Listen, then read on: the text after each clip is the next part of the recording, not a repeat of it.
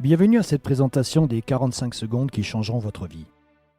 Si vous avez déjà réfléchi à ce à quoi pourrait ressembler votre vie, vous avez sans doute déjà cherché des moyens qui vous permettraient de la prendre en main. D'ores et déjà, je vous remercie d'avoir un premier regard sur cette proposition d'affaires. Voyons comment prendre votre vie en main avec le marketing de réseau. Avez-vous déjà songé à ce que cela représenterait pour vous de prendre votre vie en main ? Voilà ce que signifie pour moi le fait de prendre sa vie en main. Si vous éliminez le temps alloué au sommeil, à vos déplacements, à vos heures de travail et aux tâches quotidiennes que vous devez accomplir, il ne vous reste alors qu'1 ou 2 heures par jour pour pratiquer vos activités favorites. La question est de savoir si vous avez suffisamment d'argent pour vous y consacrer.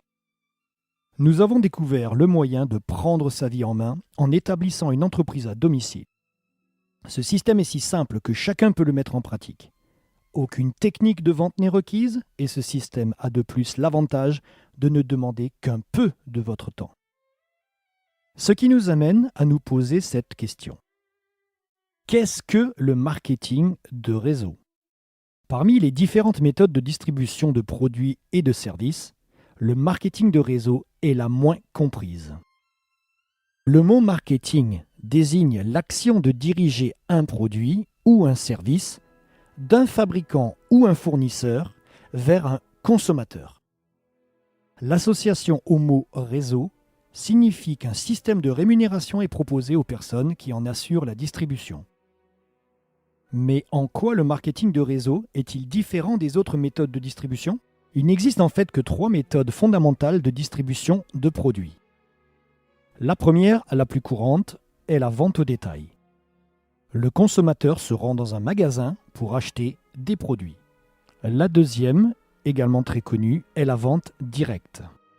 Les produits sont présentés et vendus au consommateur à domicile, la plupart du temps sous forme de réunion. Et enfin, la troisième méthode, la moins connue, le marketing de réseau. La distribution des produits s'effectue par le biais d'un réseau de distributeurs qui les consomment, les partagent avec leurs amis, leurs voisins, leurs proches, mais ne vendent que très peu au détail. En pleine croissance depuis une petite 60aine d'années, le marketing de réseau est promis à un essor gigantesque au cours du XXIe siècle. Soyez-y attentifs. Prenons un instant pour éclaircir un point très important. En effet, le marketing de réseau n'a rien d'un système pyramidal. Une pyramide est une structure organisée du haut vers le bas. Seuls ceux qui y sont rentrés au tout début ont une chance de monter au sommet.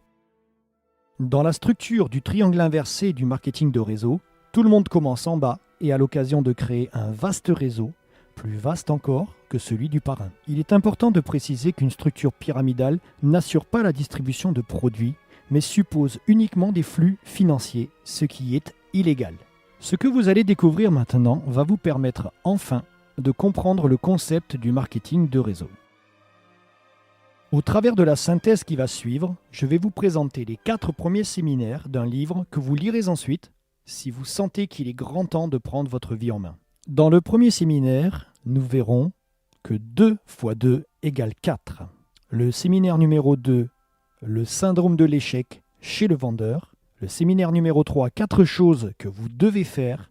Et enfin, le séminaire numéro 4, creuser jusqu'à la roche mère. Abordons le premier séminaire qui s'intitule 2 × 2 = 4. Ce séminaire traite de l'importance du travail en équipe et du soutien aux distributeurs qui démarrent dans votre réseau. C'est au cours de cette illustration que nous commencerons à utiliser le terme parrainage. Et nous verrons qu'on n'a pas besoin de parrainer la terre entière pour réussir. Première hypothèse, nous dirons que vous parrainez 2 distributeurs et que vous les formez pour qu'ils arrivent à en démarrer chacun 2 autres, ce qui fait 4 personnes de plus dans votre réseau. Puis vous enseignez à ces 2 nouveaux distributeurs à faire en sorte que leurs 4 nouveaux distributeurs en parrainent chacun 2, ce qui donne 8 personnes dans votre réseau. En ajoutant encore un palier supplémentaire, vous vous retrouverez avec 16 personnes supplémentaires. Prenons maintenant l'exemple du parrainage de 3 distributeurs. Voyons ce qu'il se produit si chacun parraine un distributeur de plus. Vous parrainez 3 personnes et vous leur enseignez comment en parrainer 3. ce qui vous en fait 9. Puis vous montrez à vos 3 distributeurs comment aider les 9 distributeurs à en trouver 3, ce qui fait 27 personnes. Ajoutez un palier de plus et vous avez 81 personnes supplémentaires dans votre réseau. La différence entre 16 et 81 est de 65, ce qui fait une nette différence. Alors qu'en réalité, la différence n'est que de 1. Prenons maintenant l'exemple d'un démarrage de 4 distributeurs. Vous enseignez à vos 4 filleuls comment parrainer 4 nouvelles personnes, ce qui fait 16 personnes de plus dans votre réseau. Puis, vous enseignez à vos 4 distributeurs comment faire pour que les 16 personnes en parrainent 4, ce qui donne 64 nouvelles personnes dans votre réseau. Encore un palier et votre réseau comptera 256 distributeurs en plus. Regardez maintenant la différence entre 16 et 256. Cette différence est de 240 et pourtant, vous n'avez parrainé et enseigné à parrainer que 2 personnes de plus. Terminons notre présentation par le parrainage de 5 distributeurs. 5 x 5 égale 25, x 5 égale 125, x 5 égale 625. La différence est maintenant monumentale. Cependant, la véritable différence n'est que de 3, puisque chaque distributeur n'a parrainé que 3 personnes de plus. Additionnons maintenant les chiffres encerclés et nous arrivons à un total de 780 personnes. Notez que pour trouver 5 distributeurs qui s'investissent à fond, vous devrez peut-être en parrainer 5, 10, 15 ou 20. Si l'on considère uniquement la consommation des produits par les 780 distributeurs du réseau, le chiffre d'affaires est déjà considérable.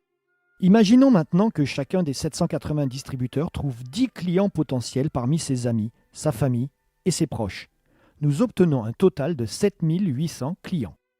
Ajoutez à cela les 780 distributeurs du réseau, cela nous donne 8580 personnes. Ne pensez-vous pas qu'avec 8580 clients, votre entreprise ne pourra faire autrement que d'être très prospère? Mais attention, vous verrez au fil de cette synthèse que vous ne devez pas travailler simultanément avec plus de 5 distributeurs inscrits personnellement. Certes, une entreprise peut déjà être efficace avec 3 ou 4 distributeurs au premier palier, mais aucune ne peut le demeurer avec un effectif supérieur à 5. Le chapitre suivant traite du syndrome de l'échec chez le vendeur. Vous comprendrez pourquoi vous devriez plutôt parrainer 10 pédagogues plutôt que 10 vendeurs. Souvenez-vous, l'erreur la plus commune est de faire la confusion entre la vente directe et le marketing de réseau. C'est encore plus vrai pour les vendeurs, ce qui ne veut pas dire qu'ils ne réussiront jamais dans le marketing de réseau. Il leur faudra en revanche posséder une bonne compréhension de ces 4 séminaires qui s'avèrent primordiaux pour bien démarrer. On pense souvent, et les distributeurs en particulier, qu'il suffit de parrainer un nouveau distributeur pour dupliquer notre effort. Dans cet exemple, vous avez parrainé Thomas. Or, si vous quittez le réseau, Thomas le quittera aussi et le réseau sera interrompu. C'est pourquoi vous devez expliquer à vos distributeurs que la duplication ne se fait qu'à partir du 3e palier. Si au contraire vous avez appris à Thomas comment parrainer Carole, vous commencez alors vraiment à vous dupliquer vous-même. Mais si Thomas ne sait pas comment former Carole, le réseau sera interrompu à nouveau. C'est pourquoi vous devez enseigner à Thomas comment former Carole pour qu'elle puisse à son tour parrainer Béa. C'est après avoir constitué 3 paliers que la duplication intervient. Le réseau continuera à exister même si vous ne vous en occupez plus. Savoir enseigner, savoir former sont des gages de réussite dans le marketing de réseau. Alors qu'il n'est pas nécessaire de savoir vendre. En résumé, vous enseignez à Thomas comment former Carole à parrainer Béa. Ce message est important car il constitue la clé du succès dans une entreprise de marketing de réseau. Voici comment procède le vendeur typique. Il assiste à une démonstration de produits, recueille les témoignages de ceux qui les utilisent et s'informe des résultats obtenus. Fort de ces données, il va se lancer à corps perdu dans la vente. Première erreur. Lorsque vous lui expliquez que pour réussir, il doit parrainer des distributeurs, il met alors toute son énergie dans le parrainage. Deuxième erreur. Ce parrainage à la chaîne va générer autant d'abandons que de nouvelles candidatures. Pourquoi ? Parce que l'on ne peut pas travailler efficacement à plus de 5 en même temps. Imaginons que notre vendeur, en bon professionnel qu'il est, a parrainé 130 distributeurs qui en ont parrainé chacun 5, ce qui fait 650. Ajoutez ce chiffre aux 130 distributeurs du départ, nous obtenons un total de 780 distributeurs dans le réseau. Cela vous rappelle-t-il quelque chose ? À votre avis, quelle est la méthode la plus rapide ? Parrainer 5 distributeurs sérieux et leur enseigner à en former d'autres ? Ou alors, en voulant parrainer beaucoup de gens rapidement, le pourcentage des distributeurs qui restent est faible. Alors qu'avec la méthode présentée dans le premier séminaire, sur un total de 780 distributeurs, le taux de conservation des effectifs est élevé. Notez donc bien que lorsque vous parrainez quelqu'un, il est plus important pour vous de l'aider à parrainer quelqu'un d'autre que de chercher vous-même à en parrainer un autre. Le troisième séminaire va vous expliquer les 4 principes que vous devez absolument suivre pour réussir dans le marketing de réseau. Ils sont fondamentaux. Quiconque gagne de gros revenus dans le marketing de réseau suit ces 4 principes. Afin de les mémoriser, nous allons imaginer une petite histoire. La grisaille de Paris vous pousse à prendre votre voiture pour aller dans le sud de la France, à Saint-Tropez. Quand vous serez arrivé à Saint-Tropez, vous aurez obtenu le niveau que vous visiez dans votre réseau. La première chose que vous devez faire est de monter dans votre voiture et de démarrer. Dans le marketing de réseau, personne n'a jamais réussi sans avoir d'abord démarré. Le capital de démarrage peut se situer entre 50, 100 ou même 500 € selon l'entreprise. Puisque vous partez en voyage, vous allez devoir acheter de l'essence, de l'huile, des produits qu'il vous faudra remplacer à plusieurs reprises. Dans le marketing de réseau, vous utiliserez encore et encore les produits de l'entreprise que vous représentez. D'ailleurs, la plupart des entreprises de marketing de réseau vendent des produits de consommation courante. Le troisième principe. La troisième chose que vous devez absolument faire est de passer en 4e vitesse. Vous n'avancerez pas tant que vous resterez au point mort. Dans le marketing de réseau, pour passer à la vitesse supérieure, il faut parrainer quelqu'un. Lorsque vous parrainez, vous passez en première. Votre nouveau distributeur parraine à son tour, vous passez en seconde. Ainsi de suite, jusqu'à passer la 4e vitesse. Au cours du voyage et à votre arrivée, vous partagerez les produits que vous distribuez. En général, c'est à ce moment qu'intervient la vente au détail. Si vous avez compris qu'il vaut mieux oublier l'étape numéro 4, la vente au détail, que zapper la numéro 3, passer en 4e vitesse, vous aurez acquis les réflexes du parfait distributeur de marketing de réseau. Notez toute l'importance du parrainage. Vous devez, dès le début, faire entrer à jamais le chiffre 5 dans votre esprit et dans l'esprit de votre futur distributeur. Ne cherchez pas des gens qui veulent vendre. Cherchez des personnes qui veulent gagner 1000, 2000 ou 3000 € de plus par mois sans avoir à aller travailler tous les jours. Tout le monde aimerait avoir ce genre de revenus par mois. Expliquez simplement au futur distributeur qu'il devra y consacrer 5 à 10 heures par semaine s'il souhaite constituer son réseau. Rappelez-vous, la boîte de vitesse n'est pas automatique. Ne pensez surtout pas que vous êtes incapable d'enseigner à quelqu'un ce que vous apprenez au fil de ces pages. Mais d'ailleurs, vous n'aurez pas à le faire tout de suite. Votre parrain vous aidera le temps que vous en connaissiez suffisamment pour bien enseigner. Son rôle est de vous soutenir et de vous former. Si ce travail donnait lieu à un examen, et si vous deviez répéter vos leçons 5, 6 ou même 10 fois pour espérer gagner 12 000 € au bout d'un an, hésiteriez-vous à investir 5 ou 10 heures par semaine pour arriver à ce résultat ? Premièrement, vous montez et démarrez. Deuxième étape, vous utilisez les produits. Étape numéro 3, vous passez à la vitesse supérieure. Dernière étape, partagez avec vos amis. Le 4e séminaire va vous expliquer pourquoi il est important de travailler en profondeur. Il est fréquent que des distributeurs qui viennent d'entrer dans un réseau regardent courir ceux qui sont dans le peloton de tête et pensent qu'ils ne les rattraperont jamais. Détrompez-vous. Comme il n'y a pas de ligne d'arrivée dans une course de marketing de réseau, tout le monde peut gagner. Prenez l'exemple d'un gratte-ciel en chantier.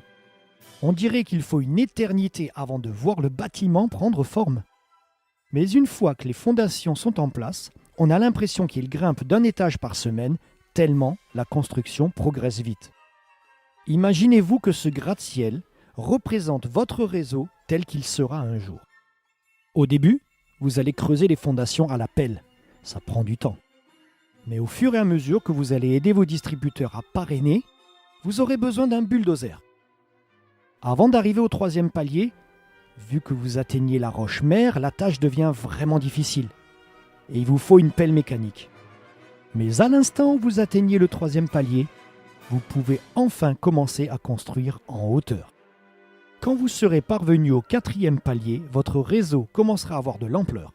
À partir de cet instant, votre édifice va s'élever rapidement. Donc, si après plusieurs mois rien ne se produit, ne vous découragez pas, c'est que les fondations sont encore en construction. Par pitié, ne faites pas comme le chercheur d'or qui creuse pendant des mois sans rien trouver et qui abandonne alors qu'il se trouve à quelques centimètres d'un filon important.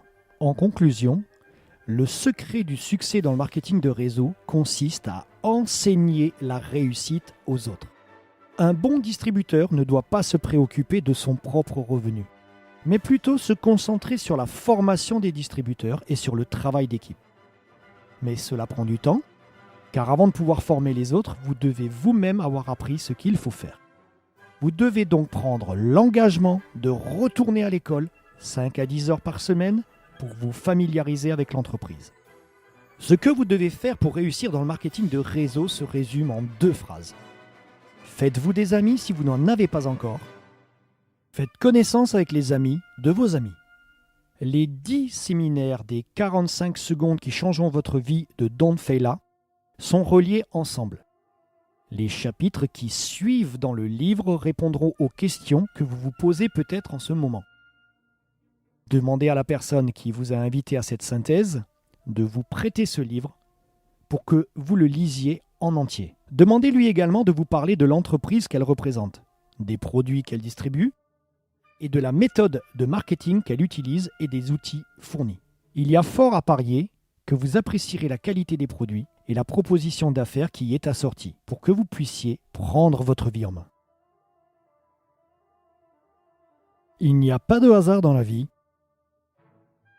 C'est ce que l'on pense, ce que l'on fait et ce que l'on dit qui provoque ce que l'on a.